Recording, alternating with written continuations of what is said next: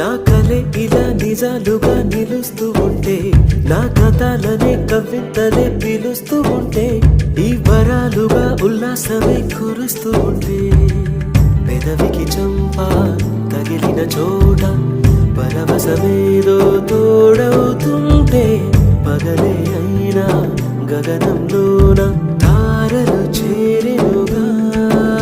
నిజంగా నేనేనా ఇలా నీ జతలో ఉన్నా? ఇదంతా ప్రేమేనా? ఎన్నో వింతలు చూస్తున్నా.